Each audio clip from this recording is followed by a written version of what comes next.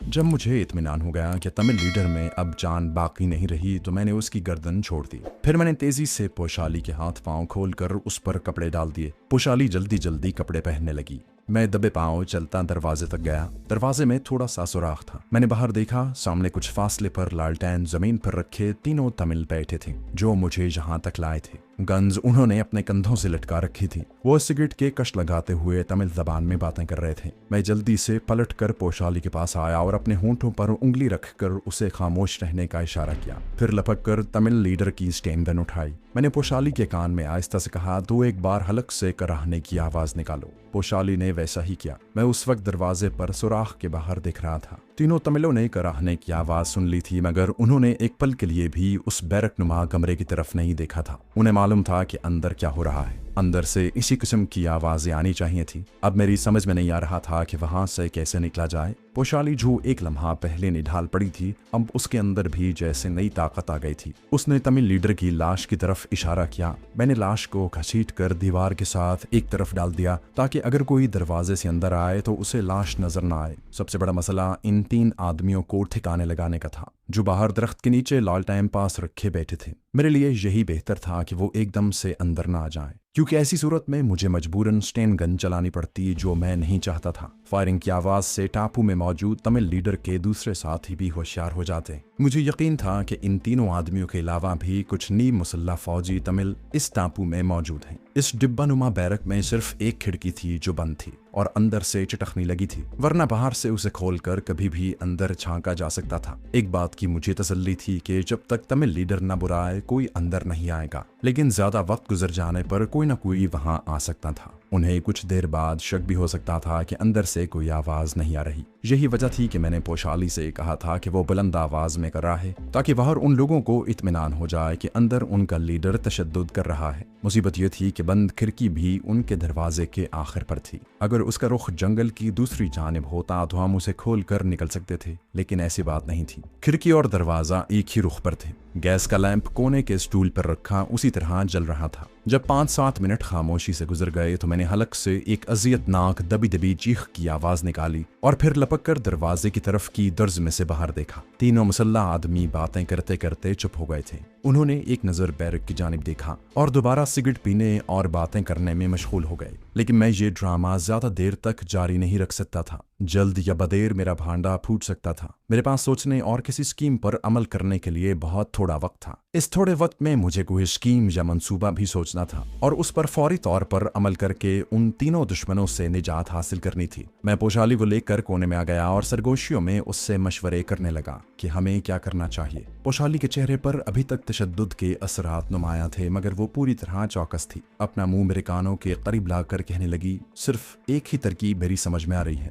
दरवाजे पर ठक ठक करके बाहर वालों में से किसी को अंदर बुलाओ। मैंने आहिस्ता से कहा, अगर तीनों उठकर आ गए तो मुझे फायर करना पड़ेगा, जो हमारे हक में नुकसानदेह होगा। पोशाली गौर करने लगी, फिर सर उठाकर बोली, दूसरा कोई तरीका नहीं। अगर तुमने आवाज दी तो वो तुम्हारी आवाज पहचान लेंगे। इस सूरत में वो तीनों ही अंदर को लपकेंगे। मैं बाहर नहीं जा सकती। वो मुझे अंदर बंधा हुआ देख कर गए हैं। मैंने स्टेन गन का मैगजीन खोल कर देखा। मैगजीन भरा हुआ था। एक तरकीब मेरी समझ में आ गई। मैंने पोशाली से कहा कि वो दरवाजे के सामने वाले कोने में सर झुकाकर फर्श पर बैठ जाए। इस तरह वो बाहर से आने वाले को देख सकती थी। पोशाली ने सरगोशी में पूछा, तुम क्या करना चाहते हो? मैंने कहा, जो मैं कहता हूँ वैसा ही करो। पोशाली सामने वाले कोने में दीवार के साथ सर झुकाकर बैठ गई। मैं तमिल लीडर की लाश को घसीट कर कोने में गैस लैंप वाले स्टूल के पास ले गया। फिर दूसरा खाली स्टूल वहां लाकर रखा। लीडर की लाश को उस पर बिठाकर उसकी टेक पीछे दीवार से लगा दी। लाश एक तरफ लुढ़क जाती थी। मैंने बड़ी मुश्किल से उसे इस तरह टिकाया कि अगर कोई दरवाजे से दाखिल हो तो उसे ऐसे ही लगे कि तमिल लीडर गैस लैंप के पास स्टूल पर बैठा उसकी तरफ दिख रहा है। फिर मैं बंद दरवाजे के पास जाकर खड़ा हो गया। मैंने गन को नीचे फर्श पर रख दिया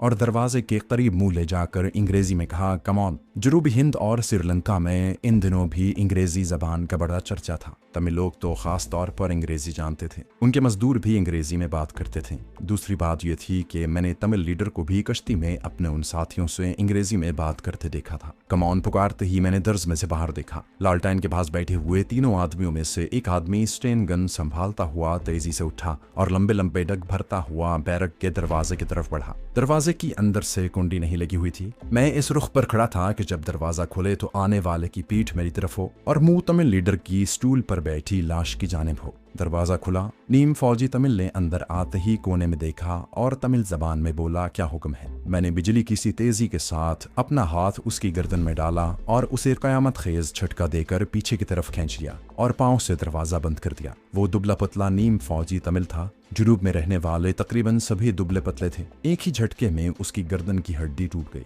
मैंने उसे दूसरे कोने में फर्श पर लिटा दिया। पोशाली जल्दी से उठी और नीम फौजी तमिल की स्टेन गन को उसने अपने कब्जे में कर लिया। मैगजीन को चेक किया और गुस्से में अपनी आवाज को दबाते हुए बोली, मैं बाकी दो आदमियों से भी अपनी बेहुरमती का बदला लेना चाहती हूँ, उन्हें भी अंदर बुलाओ। मैं अपने होंठ भींच कर चुप हो गया। पोशाली मेरे वतन की खातिर बहुत बड़ी कुर्बानी दे रही थी। मेरा दिल चाहा उन चारों के पुर्जे उड़ा दूं। मैं दोबारा कमिन कहकर दूसरे आदमी को अंदर नहीं बुला सकता था। मेरे उस तरह बुलाने पर उनको शक हो सकता था। मुझे किसी न किसी तरकीब पर फौरी अमल करने की जरूरत थी। मैंने दरवाजे के सुराख से बाहर देखा। अब दोनों तमिल उठकर दरख्तों के पास टहलने लगे थे। उनमें एक ने बैरक के बंद दरवाजे की तरफ देखकर कुछ कहा। लालटेन की रोशनी में उनके चेहरे मुझे साफ नजर आ रहे थे। दूसरे तमिल ने कंधे उचकाकर तहय्युर और लाइल्मी का इजहार किया और फिर इस तरह से टहलने लगे जैसे पहरा दे रहे हों। अचानक मेरे दिमाग में एक तरकीब आ गई। उस वक्त वही तरकीब सबसे मौजू और मुनासिब थी। मैं पोशाली को कोने में ले गया और उसे सारी तरकीब समझाई। उसने एक पल के लिए मेरी तरफ देखकर कुछ सोचा,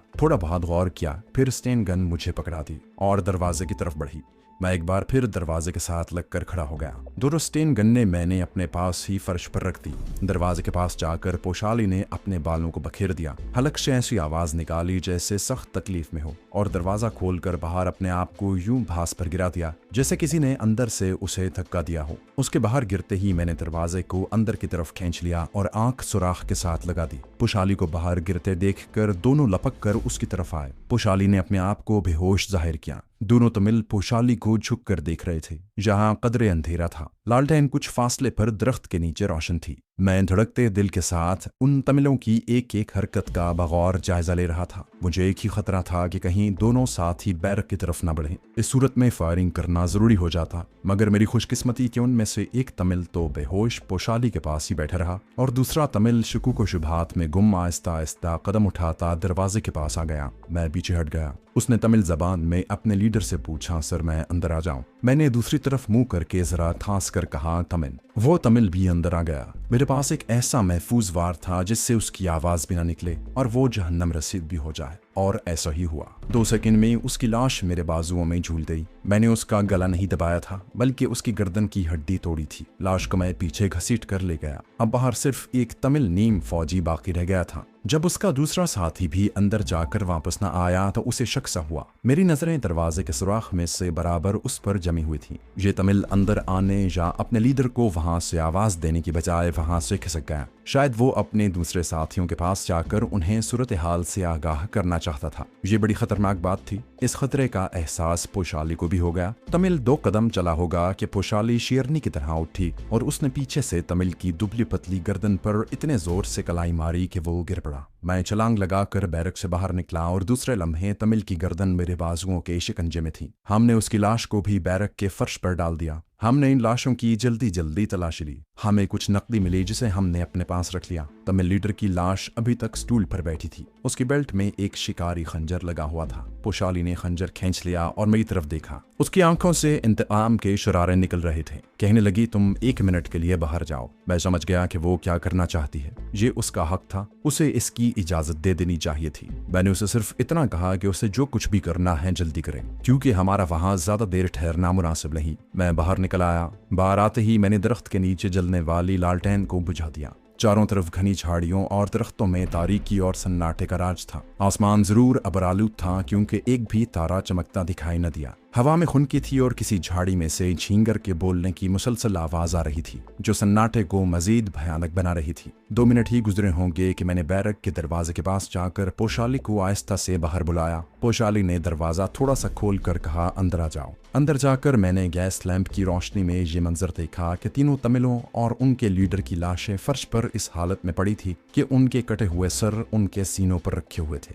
पोशाली ने अपनी बेहुरमती का इंतकाम ले लिया था। मैंने पोशाली की तरफ देखा, उसके होंठ भिंचे हुए थे। मैं उसे बाजू से पकड़कर बाहर ले आया। खंजर पोशाली ने वहीं फेंक दिया। यहाँ से शुमाल मशरिक की तरफ निकलो, उधर जरूर कोई घाट होगा। दरख्तों के दरमियान अंधेरे में एक पगडंडी बनी हुई थी। हम तेज तेज कदमों से चलने लगे। गन्ने हमारे कंधों से लटक रही थीं। आगे दरख्तों के दरमियान एक खुली जगह थी, लेकिन जहाँ कोई चुक्की वगैरह नहीं थी। हवा में समंदर की नमी और समंदर की खास खुशबू रची हुई थी। पोशाली मेरे आगे आगे चल रही थी। उसने रुककर आसमान की तरफ देखा और बोली, बादलों ने तारों को छुपा दिया है, वरना तारों से हम रास्ते का हिसाब लगा सकते थे। मेरे दूर दरख्तों की एक कतार की तरफ इशारा किया और कहा, इन दरख्तों के पीछे समंदर होगा। मुमकिन है वहाँ हमें शिमयान टाइप की कोई कश्ती मिल जाए। पोशाली बोली, लेकिन कश्ती में बैठकर हम जाएंगे किस तरफ? ऊपर की जानिब तो भारत है और दाएं बाएं जानिब ऑस्ट्रेलिया न्यूजीलैंड तक वसी और अरीज खतरनाक समंदर फैला हुआ है। अगर हमारी कश्ती कहीं उस तरफ भटक गई तो हमारा अंजाम एक अलमनाक मौत के सिवा और क्या हो सकता है। बातें करते हुए हम चलते भी जा रहे थे।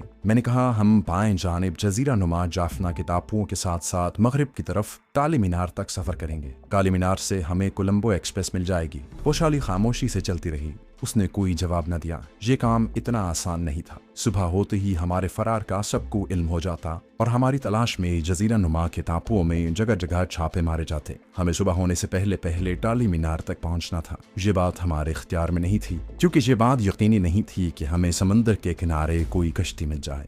जनूबी भारत की तिकोन जहां ख़त्म हो जाती है, उससे आगे 25-30 मील चौड़ा समंदर आ जाता है। जहां भारत की आखिरी बंदरगाह कन्याकुमारी है, जबकि मशरिक की तरफ हटकर एक छोटी सी बंदरगाह धनुषकोडी है। यहाँ इसी नाम का एक छोटा सा रेलवे स्टेशन भी है, जहाँ श्रीलंका जाने के लिए बहरी जहाज चलते हैं, जो मुसाफिरों को समंदर पार करवा कर श्रीलंका की शुमाली बंदरगाह टालीमन्नार पहुँचा देते हैं। टालीमन्नार, जिसको अखबार वाले आमतौर पर मीनार लिखते हैं, जाफना शहर के जुनूब मगरिब में वाक़ है। यूँ समझ लीजिए कि जाफना शहर टालीमन्नार की बंदरगाह के मशरिक में है। टालीमन्नार में उसी नाम का एक छोटा सा रेलवे स्टेशन मौजूद है, जहां से कोलंबो एक्सप्रेस नाम की एक ट्रेन तैयार होकर 4 बजे से पहर कोलंबो रवाना होती है। मैं ये ट्रेन पकड़ना चाहता था। हम चलते चलते समंदर के किनारे पहुंच गए, जहां हमारी तवक्को के खिलाफ ना कोई घाट था और ना कोई छोटी बड़ी कश्ती नजर आई। मैंने पोशाली को साथ लेकर समंदर के किनारे किनारे मगरिब की तरफ चलना शुरू कर दिया। ये टापू ज्यादा बड़ा नहीं था। हम थोड़ी दूर ही गए होंगे कि एक तरफ से आवाज आई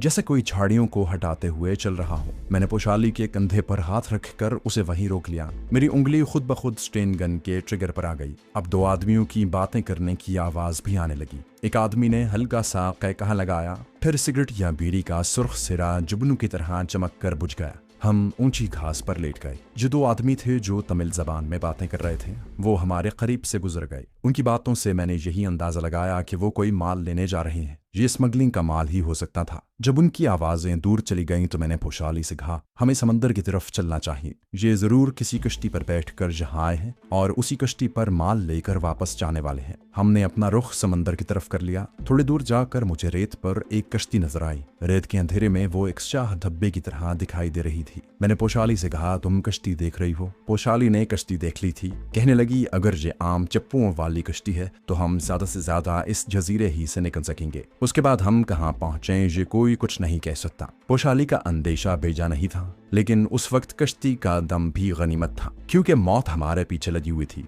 अकब से किसी वक्त भी गोलियों की बौछार हो सकती थी। पोशाली ने आहिस्ता से कहा, कहीं इस कश्ती में कोई आदमी न बैठा हो। उस वक्त हमारे और कश्ती के दरमियान बमुश्किल 50 कदम का फासला था। हम दरख्तों की ओट में हो गए। हमारी आंखें अंधेरे में कश्ती पर जमी हुई थी। कश्ती में कोई हरकत नहीं हो रही थी। ये भी हो सकता है कि इन स्मगलरों का साथी अपने साथियों के जाने के बाद कश्ती में ही सो गया हो। मैंने पोशाली के कान में कहा कि वो यहीं ठहरे। मैंने स्टेन गन संभाली और झुककर कश्ती की तरफ बढ़ा। मैं किसी भी सूरत हाल से निमटने के लिए पूरी तरह तैयार था, मगर कश्ती में कोई नहीं था। उसके अंदर लंबे लंबे चप्पू एक तरफ पड़े थे। डीजल का एक ड्रम भी मौजूद था। ये देखकर मेरी आंखें चमक उठी कि कश्ती के पीछे मोटर भी लगी हुई थी। खुदा जाने ये स्मगलर कब के यहाँ आए हुए थे। हमें कश्ती की मोटर की आवाज बिल्कुल सुनाई नहीं दी थी। मैंने खास अंदाज में एक परिंदे की आवाज निकाली। ये पोशाली को सब ठीक है का इशारा था। दरख्तों में से पोशाली दौड़ते हुए मेरी तरफ बढ़ी। उसके आते ही मैंने खुशी से कहा, कश्ती में मोटर भी लगी है, अब हम रातों रात जाफना की बंदरगाह पर पहुंच जाएंगे। हमने स्टेन गन्ने फेंकी। कश्ती आधी पानी में और आधी रेत पर खड़ी थी। मैंने पोशाली से कहा कि हमें उससे धकेल कर पानी में ले जाना होगा। कश्ती बहुत भारी थी मगर वो रेत और पानी पर खड़ी थी। हमारी थोड़ी सी कोशिश के बाद वो फिसल कर पानी में आ गई। मैंने मोटर का जायजा लिया। ये चमड़े के तस्मे को खींच कर चलने वाली मोटर थी। मैंने खुदा का नाम लेकर तस्मे को जोर से खींचा। पहली ही कोशिश में इंजन स्टार्ट हो गया। उसका शोर दोनों स्मगलरों को चौकन्ना कर सकता था।